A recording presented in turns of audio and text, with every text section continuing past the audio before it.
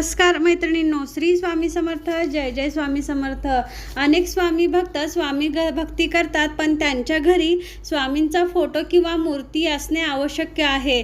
तर मैत्रिणींनो, तुमच्याही घरात स्वामींची मूर्ती किंवा फोटो असेल तर तुम्ही न चुकता या दोन गोष्टी केल्याच पाहिजेत. तुम्ही जर हे केले तर नक्कीच तुम्हाला तुमच्या आयुष्यात चांगले बदल घडून येतील आणि तुमच्या कोणत्याही वाईट काळात स्वामी तुम्हाला साथ देतील आणि संकटात देखील कोणत्या ना कोणत्या रूपाने मदत करतील. तुमच्यावर जर कोणतेही वाईट संकट आले तर त्याची तीव्रता देखील नक्कीच जास्तीत जास्त पटीने कमी झालेली तुम्हाला दिसून येईल.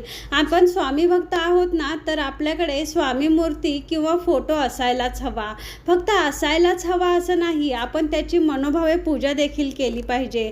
आपण घरातील इतर देवांची पूजा करतो त्याप्रमाणे आपण स्वामींची रोज पूजा करायची आहे. फोटो असेल तर तो स्वच्छ पुसून अष्टगंध लावायचा आहे आणि मूर्ती असेल तर मूर्तीला रोज किमान पाण्याने तरी अभिषेक करायचा आहे. तुम्हाला वेळ असेल तर तुम्ही पंचामृताने अभिषेक करू शकता आणि अभिषेक करताना स्त्री सूक्त पुरुष सूक्त म्हणायचं. आणि काही कारणास्तव हे जर तुम्हाला शक्य नसेल तर तुम्ही श्री स्वामी समर्थ या षडाक्षरी मंत्राचा जप करत किमान पाण्याने तरी तुम्ही रोज स्वामी समर्थ महाराजांच्या मूर्तीला अभिषेक हा घातलाच पाहिजे. आपण रोज अंघोळ करतो ना, त्याचप्रमाणे आपण स्वामींना देखील रोज अभिषेक केला पाहिजे.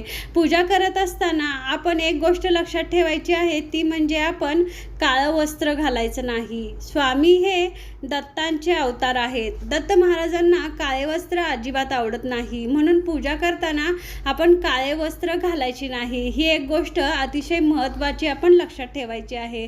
मैत्रिणींनो, दुसरी गोष्ट म्हणजे आपण रोज सकाळी उठल्यानंतर आंघोळ झाल्या श्री स्वामी समर्थ महाराजांना मुजरा करायचा आहे.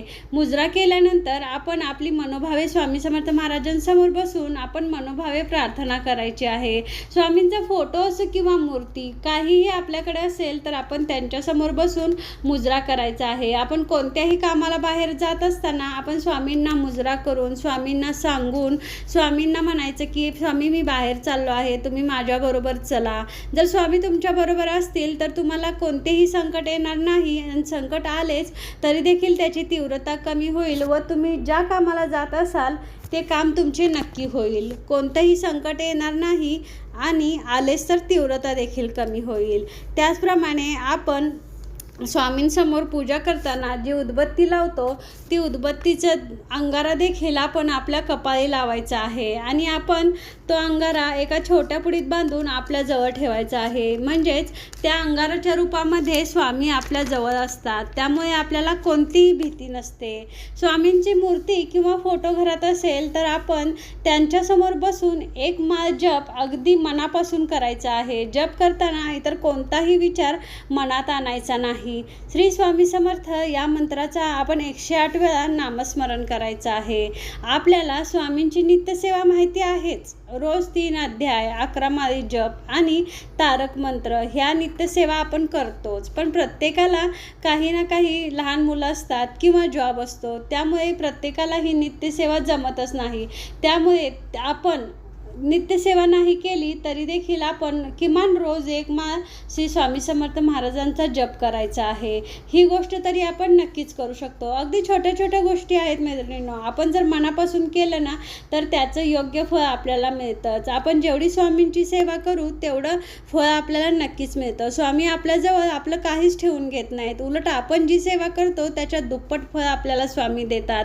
आणि आणखी एक गोष्ट म्हणजे स्त्रियांपेक्षा पुरुषांनी केलेल्या सेवेत फळ अगदी लवकर मिळते. मैत्रिणींनो, बाकी काही नाही जमले तरी तुम्ही तुमच्या घरात स्वामींचा फोटो किंवा मूर्ती असेल तर तुम्ही स्वामींना अभिषेक रोज करा आणि अंघोळीनंतर स्वामींना मुजरा करा आणि एक माळ जप स्वामींचा अगदी मनापासून करा. म्हणतात ना की अशक्य ही शक्य करतील स्वामी. स्वामी आपल्या सोबत असतील तर कोणत्याच गोष्टी अशक्य नाहीत. अशक्य ही शक्य स्वामी आपल्याला करूनच देतात आणि याची अनुभूती अनेक लोकांना मिळालेले आहे. तर मैत्रिणींनो, या गोष्टी तुम्ही नक्की करून बघा आणि त्याचे अनुभव देखील अनुभवा. तर मैत्रिणींनो, तुम्हाला जर माझा व्हिडिओ आवडला तर तुम्ही माझ्या व्हिडिओला लाईक आणि शेअर करा आणि चॅनलला सबस्क्राईब करा. श्री स्वामी समर्थ. जय जय स्वामी समर्थ.